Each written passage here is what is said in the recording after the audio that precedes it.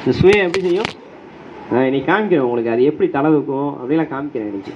அப்போ பவுல் சொல்கிறான் அவனுடைய அனுபவத்தில், நான் அனுதினமும் சாகுறேன். அப்போ நம்மளும் ஒவ்வொருத்தரும் என்ன செய்யணும் அப்படின்னா, அனுதினமும் சாகுற அனுபவத்துக்குள்ளாக போகணும். அனுதினமும் எந்த அனுபவத்துக்குள்ளாக போகணும்? சாகுற அனுபவத்துக்குள்ளாக போகணும். அப்போ தான் பாருங்கள், கர்த்தருக்கு மகிமை உண்டாகட்டும், நாம் ஒவ்வொரு நாளும் கிறிஸ்து நமக்கு ஜீவனாக இருப்பார். நமக்குள்ளே அந்த சுயம் இருந்துச்சு அப்படின்னா, இப்போ பாருங்கள், ஒரு வீட்டுக்குள்ளே ஃபுல்லாக அழுக்கு மூட்டை வச்சுருக்கிறாங்கன்னு வைங்களேன், அந்த வீட்டுக்குள்ளே போயிட்டு நல்ல சாரதாஸ்லேருந்து நீங்கள் ஒரு 1000 மீட்டர் நல்லா ஒயிட் துணியாக கொண்டு போய் கொஞ்சோண்டு வைக்கலான்னு நீங்கள் நினைக்க முடியுமா? ஃபுல்லாக அழுக்கு மூட்டை இருக்குது, உள்ளுக்குள்ளேயே நுழைய முடியாத அளவுக்கு. ஆனால் நல்ல பலன்னு இப்போ வந்து ஒரு 1000 மீட்டர் எடுத்து விட்டீங்க சாரதாஸ்லேருந்து, கொண்டு போய் உள்ளே வைக்க முடியுமா? வைக்க முடியாது. ஏன்னா உள்ளே போனாலே என்ன தான் தும்முன்னு முட்டும், அழுக்கு மூட்டை தான் முட்டும். அப்போ அதையெல்லாம் வெளியே கொண்டு வரணும். அதெல்லாம் வெளியே கொண்டு வந்துட்டு அதுக்கப்புறம் உள்ளே போய் நல்லா சுத்தம் பண்ணிவிட்டு நல்லா நீட்டாக வந்து பட்டி பார்த்து பெயிண்ட் அடித்து நல்லா பாலிஷெல்லாம் பண்ணி சும்மா அப்படியே நல்லா வாசனையெல்லாம் போட்டுட்டிங்கன்னா, இப்போ கொண்டு போய் அந்த துணியை கொண்டு போய் வச்சிங்கன்னு வைங்களேன், எப்படி இருக்கும்? நல்லா பலன்னு மகிமையாக இருக்கும். அதே தான் ஆண்டவர் செய்கிறார். சிலுவையில் நமக்காக ஜீவனை கொடுத்து நமக்குள்ளே இருக்கிற அந்த சுயத்தை என்ன செய்கிறாரு? அழிக்கிறார். சுயத்துக்கு சாவு கொடுக்குறார். அதனால தான் பவுல் சொல்கிறான், வாழ்வது நான் அல்ல, என்னில் இப்பொழுது நான் பிழைத்திருக்கிறதோ கர்த்தராகிய இயேசு கிறிஸ்து பற்றும் சுவாசத்தினாலே பிழைத்திருக்கிறேன். நான் அனுதினமும் சாகிறேன், மாம்சத்திற்கு ஆசை இச்சைக்கு சிலுவையில் அறையப்படுகிறேன். உலகம் எனக்கு சிலுவையில் அறையப்படுகிறது, உலகத்திற்கு நானும் சிலுவையில் அறையப்படுகிறேன். இந்த அனுபவத்துக்குள்ளே வந்தால் தான் கிறிஸ்து நமக்குள்ளாக என்னவா மாறுகிறாரு? ஜீவனாக மாறுகிறாரு. கடந்த வாரத்தில் 8வது செய்தியாக பார்த்தோம்.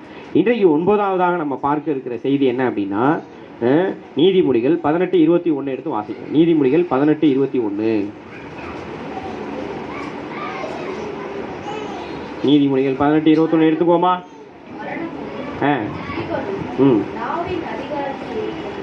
மரணமும் ஜீவனும் எதில் இருக்குதான்? நாவின் அதிகாரத்தினால இருக்குது. அதை விரும்புகிறவர்கள் அதை இன்றைக்கு அநேக உலக பிரகாரமான ஜனங்க பூரா மரணத்தை புசித்து கொண்டு இருக்கிறார்கள். முதல்ல மரணத்தை புசித்தது யாரு? முதல்ல மரணத்தை புசித்தது ஏவாள். புசிச்சுட்டு புருஷனுக்கு என்ன செஞ்சா? கொடுத்தாள். அவனும் வாங்கி புசித்தான். முதல்ல மரணக்கனியை புசித்தது ஆதாமும் ஏவாளும். அவங்க வாயிலேருந்து என்ன வந்துச்சு? மரணக்கனியை புசிச்சதுக்கப்புறம், மரணக்கனியை புசிக்கிறதுக்கு முன்னால் பிசாசோட வாயிலிருந்து பொய் வந்துச்சு. இப்போ இவன் என்ன சொல்கிறான் அப்படின்னா, ஆண்டவர் கேட்குறாரு, ஆதாமே நீ எங்கே இருக்கிறாய்? அவன் சொல்கிறான், அவன் நிர்வாணியாக இருப்பதனால் என்ன செஞ்சோம்? ஒளிந்து கொண்டோம், திருச்சங்களுக்குள்ளே போய் ஒளிந்து கொண்டோம். அப்போ நான் புசிக்க வேண்டாம்னு சொன்ன பழத்தை நீ புசித்தையான்னு ஆண்டவர் கேட்குறாரு. கனியை புசித்தேன். அப்போ அவன் சொல்கிறான், நீர் தந்த ஸ்திரியானவள் அப்படிங்கிறான். என்ன சொல்கிறான்? பார்த்தீங்களா, இன்றைக்கி எல்லா குடும்பத்துலேயும் நடக்கிற பிரச்சனை அங்கே ஆதியிலே நடந்துச்சு. அவன் வாயிலேருந்து வந்த வார்த்தை என்ன தெரியுமா? ஆண்டவரே நான் புசிச்சிட்டேன், ஆண்டவரே என்னை மன்னிச்சிருங்க அப்படின்னு வரல. நீர் தந்த ஸ்திரியானவள். என்னது? இன்னைக்கு நம்ம கிட்ட என்ன பிரச்சனை இருக்கு, அதை நம்ம என்ன சரி பண்ணுவோன்னு பார்த்தோம் அப்படின்னா, அது சம்பந்தமான வார்த்தைகள், ஐயோ நான் தப்பு செஞ்சுட்டேன், என்னது அதை சொன்னோம் அப்படின்னா, நீயே அந்த மனுஷன் அப்படின்னு தாவீதுகிட்ட நாத்தான் சொல்றான். ஒருத்தன் என்னவா வந்தானா? வழிபோக்கனா வந்து வீட்டுக்குள்ள வந்தானா? இவன்கிட்ட நல்ல ஆடெல்லாம் இருந்துச்சான். ஆனா இவன் என்ன செஞ்சானா? பக்கத்து வீட்டிலேருந்து ஒரு ஆடை கொண்டு வந்து சமைச்சு கொடுத்துட்டானா. ஓ ரொம்ப தப்பு, யார் அதை செஞ்சது? இதாண்டா செஞ்ச அப்படின்ட்டான். நான் தானே என்ன சொல்லிட்டா? இதாண்டா செஞ்ச, நீயே அந்த மனுஷன் சொன்ன உடனே அவன் வந்து தான் பாவத்தை உணர்ந்து ஆண்டவர்கிட்ட போய் என்ன செஞ்சான்? உட்காந்து போய் கண்ணீர் விட்டான்.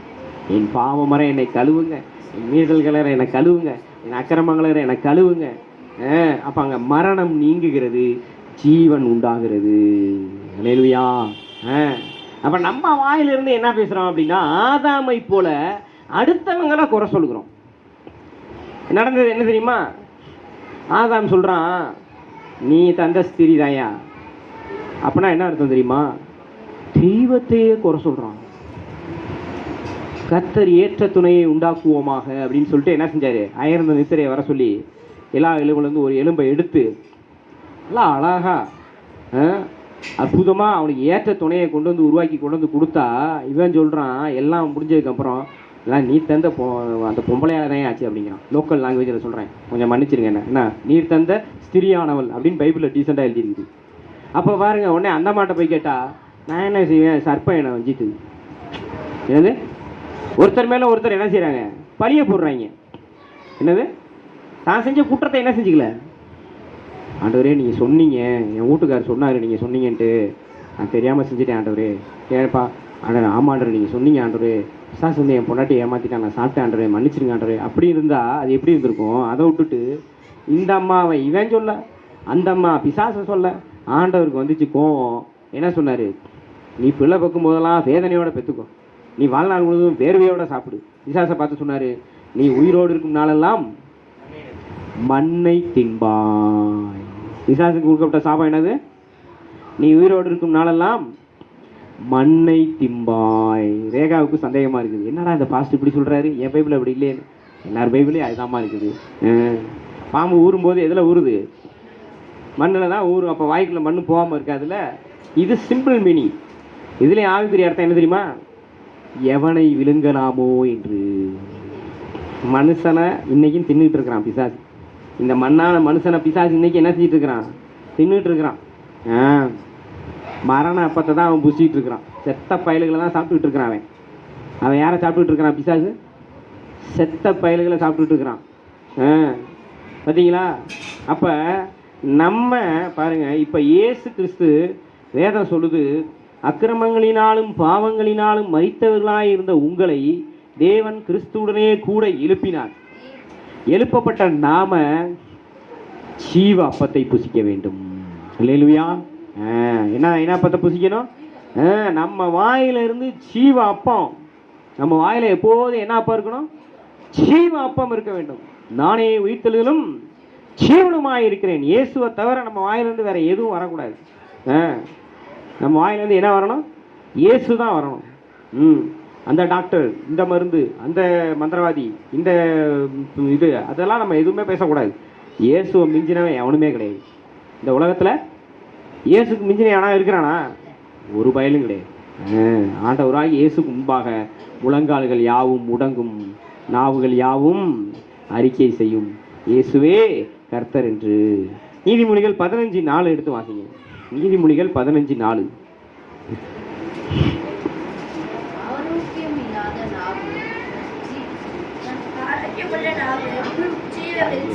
தாய்களே, என்ன செய்வேன் நான், இதுக்காகவே நான் ஒரு நாள் முழங்கால் போட்டு ஃபாஸ்டிங் இருந்து ஜெபம் பண்ணு போல. ஆரோக்கியம் உள்ள நாவு ஜீவ விருட்சம். எங்கேயும் ஜீவ விருட்சத்துக்கு போற வழியை அடைச்சிட்டாரு. எங்கேயும் இருக்க ஜீவ விருட்சம் தேடிட்டு அலைகிறான். இன்னைக்கு நடக்குதுங்க. இன்னைக்கு இஸ்ரேல் தேசத்தில் இன்னைக்கும் வந்து இந்த தொல்பொருள் ஆராய்ச்சியாளர்களா ஜீவ விருட்சத்தை உடன்படிக்கை பெட்டியும் தேடிட்டு அலைகிறான். ஜீவ விருட்சத்தை ஒரு பக்கம் தேடுறானுங்க. பைபிளில் இருக்குது, கண்டிப்பாக அதை கண்டுபிடிச்சிடலாம். இங்கே போய் தோண்டு, அங்கே போய் தோண்டுன்னு தோன்றான். இன்னொரு பக்கம் உடன்படிக்கை பெட்டி காணா போச்சு. எங்கே போச்சு அந்த உடன்படிக்கை பெட்டி, எங்கே போச்சு? அதெல்லாம் நீ என்ன தேடினாலும் கிடைக்காது. ஏன்னா இன்னைக்கு நீங்களும் நானும் தான் உடன்படிக்கை பெட்டி. இன்னைக்கு நம்ம தான் ஜீவ விருட்சம். ஏன்னா இயேசு நமக்காக ஜீவனை கொடுத்தார். அல்லேலூயா. ஆரோக்கியம் உள்ள நாவு. என்ன உள்ள நாவு, என்ன உள்ள நாவு, ஆரோக்கியம் இருக்கணும் நாக்கில். அப்போனா என்னங்க, நாக்கில் வந்து வாய்ப்புண்ணெல்லாம் இருக்காமல் இருக்கணுமா? அதெல்லாம் கிடையாது, அது வரும் போகும். ஆனால் ஆரோக்கியமுள்ள நாவு என்பது எதை குறிக்குதுன்னா, அந்த நாக்கில் இயேசு நாமம் இருக்க வேண்டும். அல்லேலூயா. இவர்கள் என் துதியை வாயை மூடிக்கொண்டு உம்முனாமூச்சியை போல இருப்பார்கள். அப்படியே போட்டிருக்குதாங்க. ஆண்டவர் என்ன சொல்றாரு, இவர்கள் என் துதியை சொல்லி வருவார்கள். இவர்களை யாருக்கென்று ஏற்படுத்தினாரா? எனக்கென்று ஏற்படுத்தினேன். அல்லேலூயா. அவங்க தாங்க, அந்த அவங்களுடைய வாய் தான் ஜீவ விருட்சம். ஆண்டவர்கிட்ட கேளுங்க, என் நாக்க ஜீவ விருட்சமாக மாற்றுங்க ஆண்டவரே. சொல்லுங்க, எப்படி ஜெபம் பண்ணணும்? பணம்லாம் வேணும், வீடு வேணும், அதெல்லாம் நான் கேட்கறது நல்லது தான்.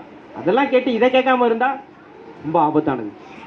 ஒரு ஆண்டோடைய பிள்ளை ஆண்டோட்ட என்ன தெரியுமா கேட்கணும்? ஆண்டவரே, என் நாக்க ஆரோக்கியமான நாக்கா மாத்துங்க, என் நாக்க ஜீவ விருட்சமா மாத்துங்க. ஆண்டோட்ட என்ன கேட்கணும்? என் நாக்க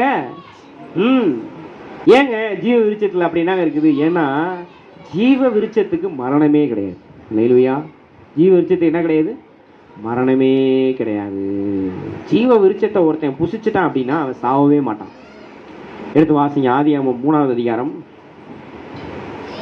எங்க இருக்கு அந்த வசனம்? எடுங்க பார்ப்போம். கரெக்டா எடுக்கிறவங்களுக்கு ஒரு கிளாப் பண்ணுவோம் எல்லாரும் சேர்த்து. நானே எடுத்துட்டேன், எல்லாரும் எனக்கு கிளாப்லாம் பண்ண வேண்டாம். 3:22 வாசிங்க. ஆதியாகமம் 3:22.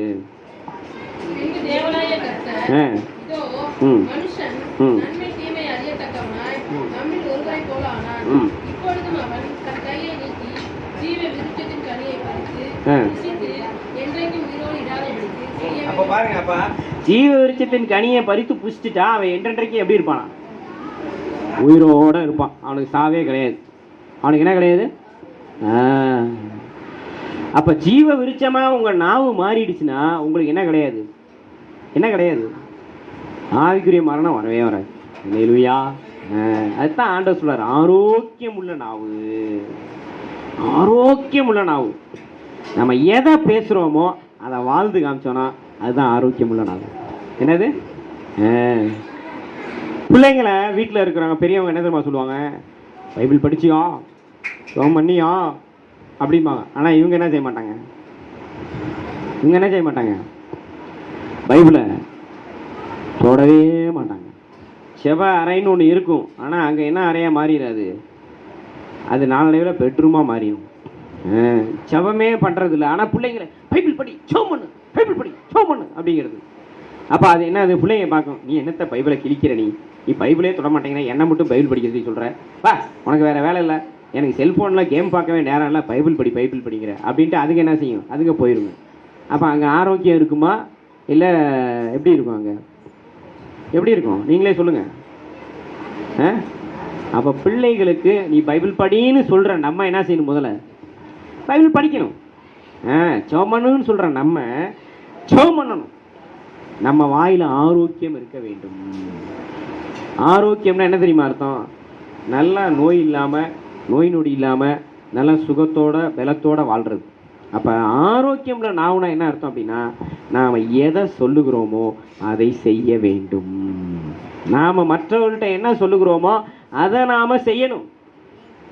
இப்போ ஒருத்தன் 10 படிக்கையாக இருக்கிறான், ஆனால் போயிட்டு ஒரு 25 கிலோ சிப்பம் அரிசியை தூக்குவானா? தூக்க முடியாது. அதே ஒருத்தன் நல்லா ஆரோக்கியமாக புஷ்டியாக இருக்கிறான், அவனை தூக்குடானா 50 கிலோக்குள்ள தூக்கட்டான் நான் அப்படிமா. ஏன்னா அவன் ஆரோக்கியமாக இருக்கிறான், அவன் என்ன செய்யணுமோ அதை செய்வான். ஆரோக்கியம் இல்லாத இருக்கிறவங்க பார்த்தீங்கன்னா அவங்க வருத்தப்படிக்கையாக இருக்கிறதுனால பேசிக்கிட்டே இருப்பாங்களே தவிர அவங்களால ஒன்றும் செய்ய முடியாது. ஆரோக்கியம்ல நாவு எப்படி இருக்கும் அப்படின்னா, அவங்க என்ன சொல்கிறாங்களோ அதை செய்வாங்க. ஆண்டவர்கிட்ட சொல்லுவாங்க பாருங்கள், வருஷம் ஆரம்பிக்கும் போது நம்ம ஒரு பொருத்தனை பண்ணுறோம், தீர்மானம் பண்ணுறோம். என்ன பண்ணுறோம்? இந்த வருஷம் நான் டெய்லி 5 அதிகாரம் பைபிள் வாசிப்பேன். 4 நாள் வாசிப்போம், 5ஆவது நாள் வாசிப்போம், 6வது நாள் என்ன செய்ய மாட்டோம்? காலையிலேருந்து நைட்டு வரைக்கும் எல்லா வேலையும் செய்வோம், ஆனால் பைபிளே தொட மாட்டோம். அப்போனா என்ன அர்த்தம் அப்படின்னா, நாம் எதை சொல்லுகிறோமோ அதையே நாம் மறந்து விடுகிறோம். நாம் தேவனிடத்தில் என்ன வாக்கு பண்ணுகிறோமோ அதை நம்ம மறந்துடுறோம். இப்போ ஆண்டவர் நமக்கு ஒரு வாக்கு பண்ணுறாரு, அதை ஆண்டவர் மறப்பாரா? அதனால தான் பாடணும், எளிமையான எங்களையே என்றும் நினைப்பவரே. ஆண்டவர் என்ன செய்கிறாரு? நம்மளை நினச்சதுனால தான் சத்தியத்தில் கொண்டு வந்து நம்மளை வச்சிருக்கிறாரு. எங்கே கொண்டு வந்து வச்சிருக்கிறாரு? இன்னைக்கு அநேக இடங்களில் பார்த்தீங்கன்னா பாட்டு, டான்ஸு, சிரிப்பு, கதை, அழுகிறது இதெல்லாம் ஓடிட்டு இருக்குது. ஆனால் நம்ம ஏன் சத்தியத்தை மட்டும் சொல்கிறோம் அப்படின்னா, சத்தியம்தான் ஜீவன். அல்லேலூயா. பூமியிலேருந்து என்ன முளைக்குமா? சத்தியம் முளைக்கும். அந்த சத்தியம் தான் ஜீவ விருட்சம். பூமியிலேருந்து என்ன முளைக்கும்? அந்த சத்தியம் தான் ஜீவ விருட்சம். அந்த ஜீவ விருட்சமா உங்கள் நாவையும் ஏனாவையும் மாற்ற இயேசு விரும்புகிறார். ஏன்னா அவர் தான் ஜீவ விருட்சம். அல்லேலூயா. சிலுவைக்கு போகிறதுக்கு முன்னால் அவர் எருசலேம் குமாரத்திகளை பார்த்து என்ன சொன்னார்? என்ன சொன்னார்? பச்சை மரத்துக்கே அந்த பச்சை மரம் தான் ஜீவ விருட்சம். அல்லேலூயா. அப்போ இயேசு நமக்காக சிலுவையிலே ஜீவனை கொடுத்து இப்ப நம்ம ஒவ்வொருத்தரையும் மரண விருட்சமா இருந்து நம்ம ஒவ்வொருத்தரையும் ஜீவ விருட்சமா மாத்தி இருக்கிறார். அப்ப நம்ம நாவு எப்படி இருக்கணும்னா ஆரோக்கியமாக இருக்க வேண்டும். நானா அப்படின்லாம் சொல்லவே கூடாது. என்ன செய்யணும்? ஒருவேளை நம்மளால ஒரு காரியத்தை சொல்லிட்டு செய்ய முடியலையா, உடனே நம்ம என்ன செய்யணும்? அதுக்காக சாரி கேட்கணும். அதுக்காக என்ன கேட்கணும்? சாரி கேட்கணும். நான் போய் சாரி கேட்குறதா அப்படின்னா அப்புறம் அந்த குறை வாழ்க்கையில் நின்று அது உன வாழ்க்கையில் ஒரு பெரிய பேட் வைரஸாக மாறி அதுவும் ஆவியவே கொன்றும். அதனால் அப்படிப்பட்ட காரியங்களுக்குள்ள நம்ம என்ன செய்யக்கூடாது? போகக்கூடாது. இன்னொரு வசனத்தை எடுத்து வாசிங்க. நீதிமொழிகள் 25:28. நாவின் அதிகாரம். நீங்கள் என்ன சொல்கிறீங்களோ அதை செஞ்சாதான் அது அதிகாரமாக மாறும். இல்லைன்னா அந்த நாக்கு பிசாசுக்கு அடிமையாக மாறிடும். எடுத்து வாசிங்க. இன்னைக்கு அதுதான் செய்தி நம்ம பார்க்குறோம். பார்த்தீங்களா? ஆவியை அடக்கணும். சில இடங்கள்ல பேசாமல் இருந்தாலே நீ புத்திசாலி. சில இடங்கள்ல என்னது, நிறைய பேர் பார்த்துருக்கிறீங்களா, தன்னை அப்படியே அறிவாளி மாதிரி காமிச்சிக்கிறதுக்காக எதையாவது பல பல பல பல பல பலன்னு பேசிட்டே இருப்பான். அவன்லாம் யாரு? அளப்பு வாயன். அளப்பு வாயனாகி மூடனோட சேராத வசனம் சொல்லுது. என்ன சொல்லுது? அளப்புகிற வாயுள்ள மூடனோட சேராத. ஏன்? நீ அப்படி ஆயிடுவ. ஆனால் வசனம் சொல்லுது ஆவியை அடக்கணும். ஆவியை என்ன செய்யணும்? அடக்கணும். வானத்தை வில்லாக்கிடுவேன்னு சொல்லக்கூடாது. வானத்தை வானத்தை வாய்க்க முடியுமா? அதெல்லாம் என்ன செய்ய முடியாது. நம்ம செய்ய முடியாது, செய்யக்கூடாது, சொல்லக்கூடாது, பேசக்கூடாது. நம்மளால் என்ன செய்ய முடியுமோ அதை பேசணும். நம்மளால் என்ன செய்ய முடியுமோ அதை செய்யணும். அதை விட்டுட்டு என்ன செய்யக்கூடாது? நம்ம இமயமலையை கொண்டு வந்து உங்கள் வீட்டில் வந்து என்ன செய்கிறேன், ரோஸ்ட்டு போட்டுறேன்லாம் சொல்லக்கூடாது. அதெல்லாம் நடக்காது. என்ன செய்யாது? நடக்காது. நம்மளால் முடிஞ்சது கடுகு உளுந்த தாளிப்போம். நம்மளால் முடிஞ்சது என்னது? என்னங்க, நம்மளால் சின்ன சின்ன காரியங்களை செய்யணும்னு சொல்ல வரேன் நான். இமயமலைங்கிறது பெருசு, கடுகுங்கிறது என்னது? சின்னது. அப்போ நீங்கள் ஆண்டவர்கிட்ட என்ன செய்யணும்? உங்கள் உறவுகளில், நட்புகளில் எந்த காரியங்களாக இருந்தாலும் என்ன செய்யணும்? சொந்த பந்தத்தில் போயிட்டு நான் உனக்கு உன் பிள்ளைக்கு கல்யாணம் வச்சுருக்கிறேன், அப்படியா, நான் ஒரு 10 லட்சம் தரேன் அப்படின்னு வாக்கு பண்ணாதீங்க. நான் ஒரு 1000 ரூபா தரேன். 10 லட்சம் தரேன்னா தர முடியுமா? தர முடியாது. 1000 ரூபா தரேன்னா எப்படியோ 2 நாள் உழைப்பை என்ன செஞ்சிடலாம், கொடுத்துடலாம். செய்ய முடிஞ்சதை சொல்லுங்க, செய்ய முடியாததை பேசாதீங்க. அதனால தான் ஆண்டவர் சொல்றாரு ஆவியை அடக்க வேண்டும். எத்தனை வட்டியாக இருந்தாலும் கொடுங்க, நான் வாங்கிக்கிறேன் சொல்லாதீங்க. பின்னால் வட்டி கேட்க வரும்போது நம்ம தான் என்ன செய்யணும்? வட்டி கொடுத்தே முடியலன்னு வயிறு எறியணும். ஏன் நமக்கு வயிறு எறியணும்? நம்ம காசெல்லாம் அவன் திங்கிறான், ஏன் சொல்லணும்? நம்ம தான் சொன்னோம் நீ எத்தனை வட்டி நாள் கொடு, எனக்கு இப்போ பணம் வேணும்னு சொன்னோம். அவன் கொண்டு வந்து கொடுத்தான். அப்போ அவன் வட்டி கேட்க தான் செய்வான். புரியுதா உங்களுக்கு? அப்போ நம்ம வாயை என்ன செய்யணும்? அடக்க வேண்டும். ஆவியை அடக்க வேண்டும். ஆவியை அடக்குனீங்கன்னா அவன் வந்து பார்த்தீங்கன்னா கர்த்தருடைய அந்த பாதுகாப்பு இருக்கும். ஆவியை அடக்கலை அப்படின்னா மதில் இடிந்த பாலான பட்டணமாக மாறும். பிசாசு உள்ளுக்குள்ளே பூந்துருவான். மதில் இடிஞ்சிச்சுனாலே பிசாசு என்ன செஞ்சிருவான்? அரண் போயிடுச்சுன்னா உள்ளுக்குள்ளே பிசாசு வந்துடுவான். அப்புறம் அதெல்லாம் பாலாக்க தான் செய்வான். சத்துரு உள்ளே பூந்துச்சுனாலும் என்ன செய்வான்? எல்லாத்தையும் அடித்து நல்லது பொழுது எல்லாத்தையும் பிடிங்கிட்டு போவான். அதனால தான் அந்த வசனம் சொல்லுது ஆவியை அடக்க வேண்டும். இன்னும் 2-3 வசனங்களை வேகமாக வாசிப்போம். நீதிமொழிகள் 10:11.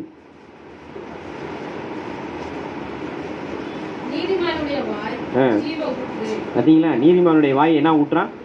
அல்லேலூயா. நீதிமான் இயேசு ரத்தத்தினால் நீதிமானாக்கப்பட்டிருக்கிறேன்னு உங்கள் தலையில் கையை வச்சு காலையிலையும் மதியானமும் நைட்டும் ஒரு 7 தடவை சொல்லுங்கள். என்ன சொல்லணும்? தலையில் கை வச்சு என்ன சொல்லணும்? தலையில் கை வச்சு இயேசுவே உங்கள் ரத்தத்தினால என்ன நீதிமானாக்கிருக்கீங்க, இயேசுவே உங்கள் ரத்தத்தினால என்ன நீதிமானாக்கிறீங்க ஒரு 7 தடவை சொன்னீங்கன்னா உங்கள் வாய் ஜீவ ஊற்றா மாறும். அல்லேலூயா. இதெல்லாம் ரொம்ப சிம்பிள் மெத்தடு. இதெல்லாம் நான் செய்ய மாட்டேங்க. இந்த ஒரு சின்ன கீழ்ப்படிதல் கூட இல்லைன்னா எப்படி உங்கள் வாழ்க்கையில் ஜீவ ஊற்று வருவோம்? யோசிச்சு பாருங்க. இயேசுவே உங்கள் ரத்தத்தினால என்ன வாக்கியிருக்கீங்க? நீதிமானாக்கிறீங்க. அப்படி சொல்ல சொல்ல சொல்ல உங்கள் வாய் ஜீவ ஊற்றுற மாதிரி. பார்த்தீங்கன்னா பார்த்தோன்னே என்னை பார்த்து செய்து பாருங்கள். கரெக்டாக மெர்சி செய்து பாருங்கள். தலையில் கை வைக்குது. அந்த குழந்தை தலையில் கை வைக்குது. நீங்களாம் யாருமே தலையில் என்ன செய்யலை? கையை வைக்கலை. பாருங்கள். தலையில் கை வச்சு என்ன சொல்லணும்? இயேசு என்ன நீதிமானாக்கியிருக்கிறாரு. இயேசு என்ன வாக்கியிருக்கிறாரு? இயேசு என்ன நீதிமானாக்கியிருக்கிறாரு. இதை நீங்கள் சொன்னீங்கனாலே இந்த சத்தியம் உங்கள் வாழ்க்கையில் நிறைவேறும். அதுக்கு மேலே தான் நீங்கள் பண்ணுற ஜெபம், அதுக்கு மேலே தான் நீங்கள் பண்ணுற உபவாசம், அதுக்கு மேலே தான் நீங்கள் பண்ணுற கிறிஸ்துக்குள்ளான பிரயாசங்கள்.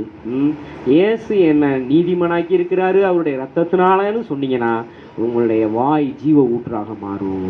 ஜீவ ஊற்றம் என்ன தெரியுமா? நீங்கள் சொல்வதெல்லாம் வாய்க்கும். அல்லேலூயா. நம்ம சொல்கிறதெல்லாம் நடக்கும். எப்போ தெரியுமா? ஜீவ ஊற்றா மாறும்போது. கர்த்தர் மகிமைப்படட்டும். நீதிமொழிகளில் நம்ம அடுத்தது வாசிப்போம். 11:12.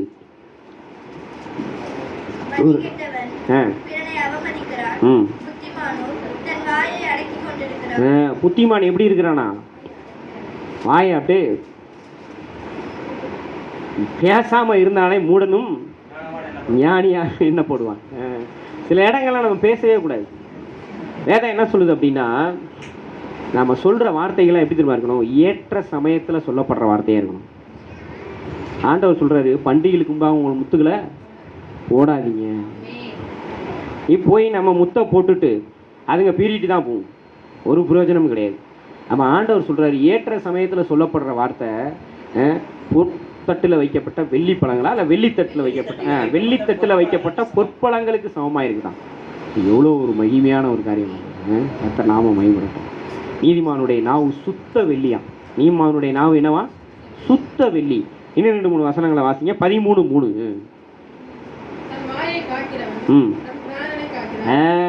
இங்கே தான் அந்த அந்த நாவின் அதிகாரம் வேலை செய்யுது.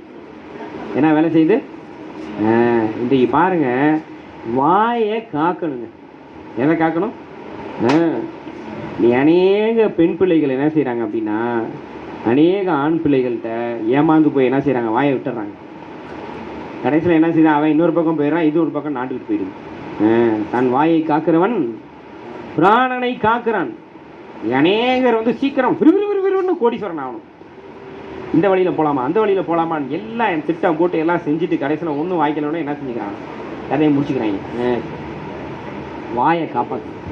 புரியுங்களா? அதுக்கு தான் சொல்கிறேன், நம்மளால் என்ன செய்ய முடியுமோ அதை சொல்லணும், அதை செய்யணும்.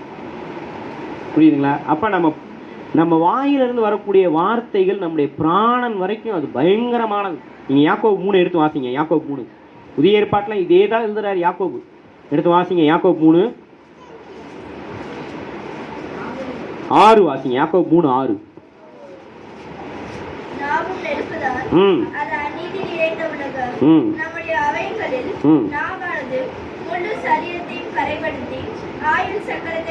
பார்த்தீங்கன்னா, ஆயில் சக்கரத்தை கொளுத்துதான். ஆயில் சக்கரத்தை என்ன செய்தான்? அதுக்கு தான் வாயை சில இடங்களை திறக்கவே கூடாது. ரொம்ப கேர்ஃபுல்லாக பேசணும். அப்படின்னா என்ன அர்த்தம்? ஆசீர்வாத வார்த்தைகளை பேசுங்க. எதை பேசணும்? ஆண்டவரை நம்பி பேசுங்க. மனுஷனை நம்பி பேசாதீங்க. சுயபலத்தை நம்பி பேசாதீங்க. ஏன்னா எதை நம்பி பேசக்கூடாது? சுயபலத்தை நம்பி பேசக்கூடாது. சுயபலத்தை நம்பி பேசினா அங்கே மரணம் தான் வரும். ஆண்டவரை நம்பி பேசுங்க. கர்த்தர் பார்த்து கொள்வார், கர்த்தர் நடத்துவார், கர்த்தர் கைவிட மாட்டார். என்னது? கர்த்தர் பார்த்து கொள்வார், கர்த்தர் நடத்துவார், கர்த்தர் ஆசீர்வதிப்பார், கர்த்தர் கைவிட மாட்டார். இதெல்லாம் நம்ம வாயிலிருந்து வந்துக்கிட்டே இருக்கணும். நம்ம வாயிலிருந்து என்ன வரணும்? கர்த்தர் கைவிட மாட்டாருங்க, கர்த்தர் என் கூடவே இருக்கிறாருங்க. என்னது? இதெல்லாம் சின்ன சின்ன வார்த்தைகள், ஆனால் பெரிய பெரிய ஆசீர்வாதங்கள். இதெல்லாம் உருப்படியே இருக்கக்கூடாது. மாதிரி வார்த்தைகளை ரட்சிக்கப்பட்டு ஞானஸ்தானம் எடுத்து பேசவே பேசாதீங்க. அதுலேயும் குறிப்பாக உங்கள் பிள்ளைகளை பார்த்து அந்த மாதிரி வார்த்தைகளை சொல்லவே சொல்லாதீங்க. புரியுதுங்களா? பிள்ளைகளுக்காக கண்ணீர் வடிக்கிறவர்களாம் நம்ம இருக்கணுமே தவிர பிள்ளைகளை நினச்சி கண்ணீர் வடிக்கக்கூடாது. ஐயோ இவன் இப்படி போயிட்டானேன்னு கண்ணீர் வடிக்காதீங்க. இவன் நல்லா வரணும்னு கண்ணீர் வடிங்க. புரியுதா உங்களுக்கு? ரெண்டுக்கு வித்தியாசம்.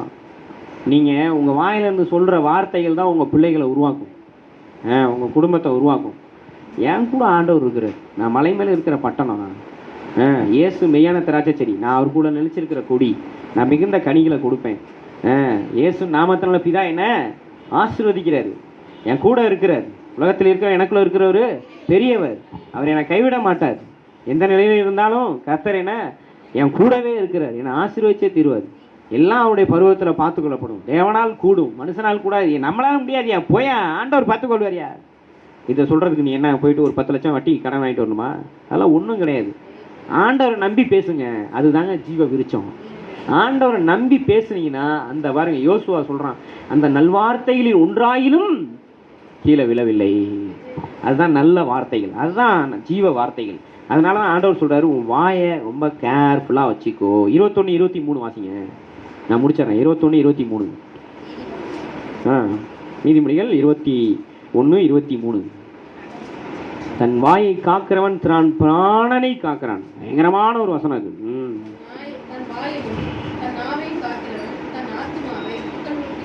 பாத்தீங்களா, ஆத்துமாவை இடுக்கண்களுக்கா.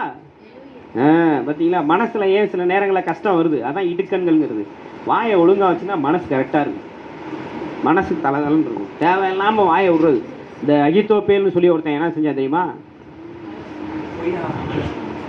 அவன் தாவீதுக்கு விரோதமா ஆலோசனை சொன்னான். கடைசியில் அவனுக்கு என்னாச்சு அகித்தோப்பேலுக்கு? நாண்டு கொன்று செத்தான். எப்படி செத்தான்? அவன் ஒழுங்கா வாயை மூடிட்டு இருந்தானா அவன் செத்துருக்க வேண்டிய அவசியமே கிடையாது. சில நேரங்கள்ல அதுதான் சொல்றோம், நீங்க கர்த்தரை நம்பி பேசும்போது அது உங்களுக்கு ஜீவனா மாறும். ஆமென். சுயத்துல பேசும்போது, பிசாசின் ஆவியில பேசும்போது அது மரணமா மாறும். இப்ப பாருங்க, ஒரு சம்பவத்தை மட்டும் உங்களுக்கு காமிச்சு கொடுத்துட்டு நம்ம ஜெபிக்க போகிறோம். மத்தேயு எழுதின சுவிசேஷம் 16வது அதிகாரம் 17வது வசனத்தை வாசிங்க வேகமாக. நான் சீக்கிரமா முடிக்க போறேன், ஏன்னா இது ரொம்ப முக்கியமானது. இந்த சப்ஜெக்டுக்கு இது ரொம்ப முக்கியமானது. ஏமா மத்தேயு 16:17 வாசிங்க. நல்லா வாசிங்க, நல்லா. யோனாவின் குமாரனாகிய, பரவாயில்ல வாசிங்க. சீமோனே, மாம்சமும் ரத்தமும் இதை உனக்கு வெளிப்படுத்தவில்லை, பரலோகத்தில் இருக்கிற பிதா உனக்கு இதை வெளிப்படுத்தினாரு. இயேசு பாருங்க, நல்லா விறுவிறுன்னு வாங்க, என்ன பாருங்க, முடிக்க போறேன் நான். இயேசு உட்கார்ந்து இருக்கிறார், 12 சீசர்கள் உட்கார்ந்து இருக்கிறாங்க. என்ன பார்த்து ஜனங்களாம் என்ன சொல்றாங்கப்பா? சிலர் எலியா என்றும் சிலர் எரேமியான்னு சொல்றாங்க. நீங்க என்னப்பா சொல்றீங்கன்னு கேட்கிறாரு.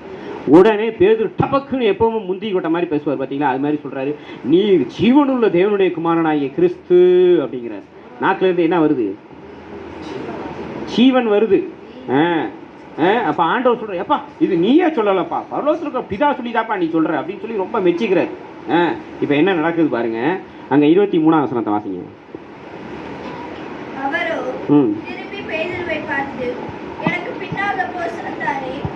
கொஞ்ச நேரத்துல ஆண்டவர் பேதுருவை பார்த்து சொல்றாரு, எனக்கு பின்னால் போ சாத்தானே அப்படிங்கிறாரு. என்ன நடந்துச்சு தெரியுமா? இயேசு சொல்றாரு, இதெல்லாம் சொன்னோடனே மனுஷகுமாரன் பாடுகள் படவும் சிலுவையில் அறையப்படவும் ஜீவனை கொடுக்க வேண்டும் சொல்லி சொல்றாரு. உடனே இப்போ பேதுரு முந்திக்கிறார். இயேசுவை கூப்பிட்டு தனியா வாயாங்க அப்படிங்கிறார். இயேசு போன கிட்ட காதில் கடிக்கிறார். உனக்கு இதெல்லாம் நடக்கக்கூடாது அப்படிங்கிறார். ஆண்டவர் பார்த்துருக்கு, எனக்கு இது இதுக்காக தாண்டா நான் அந்த பூமிக்கே வந்தது, எனக்கு பின்னாக போ சாத்தானே, நீ எனக்கு இடரலாக இருக்கிறாய் அப்படிங்கிறாரு. இதை நம்ம என்ன கற்றுக்கிறோம் அப்படின்னா, நம்ம ஆண்டவரே ஆண்டவரேன்னு ஜீவ வார்த்தைகளை பேசினாலும் பிசாசுக்கு இடம் கொடுத்தா மரண வார்த்தைகளை பேச வச்சிருவான். கொஞ்ச நேரத்துக்கு முன்னால தான் இயேசு கூடவே இருந்த பேதுரு ஜீவ வார்த்தைகளை பேசினான். கொஞ்ச நேரம் கழிச்சு இயேசுகிட்டே போய் மரண வார்த்தையை பேசுறான். என்ன பேசுறான்? இது உமக்கு நேரிடும். ஏன் தெரியுமா? இது நடந்துச்சுன்னா என் தலையை நீ நெசிக்கிருவியே. எது நடந்தா? சிலுவையில இயேசு ஜீவனை கொடுத்தா பிசாசோட தலையை நெசிக்கிறோம். அதுக்காக பிசாசு பேதுருக்குள்ள பூந்துக்கிட்டு இயேசுகிட்ட சொல்றான், இது உமக்கு நேரிடக்கூடாது, சர்ச்சுக்கெல்லாம் போவாத. அந்த பாஸ்டர் அப்படிதான் காணிக்கன்னு தான் கேட்பாரு. ஏன் தெரியுமா? நீ காணிக்க கொடுத்துட்டு நீ ஆசீர்வாதமாக வந்துடுவோம். அதனால பிசாசு இப்படி சொல்லுவாங்க அவங்ககிட்ட வந்து. அப்போ நம்ம கொஞ்ச நேரத்திலேயே நம்மளை அப்படியே டைவெர்ட் பண்ணுறதுக்கு பிசாசு இருப்பான். அப்போ நம்ம என்ன செய்யணும் அப்படின்னா, ஆண்டவரை நம்பிதான் பேச வேண்டும். தேவனுடைய வார்த்தைகளை இருதயத்தில் நிறைச்சி பேச வேண்டும். இருதயத்தின் நிறைவினால் என்ன பேசும்? மத்தேயு 12:39 அதை மட்டும் வாசித்து நம்ம எல்லாரும் ஜெபித்து ஒப்பு கொடுக்க போகிறோம். மத்தேயு 12:39.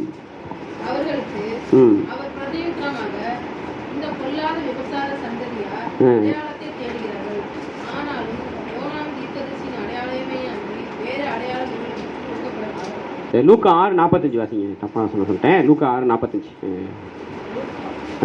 6:45. சூத்திரம்.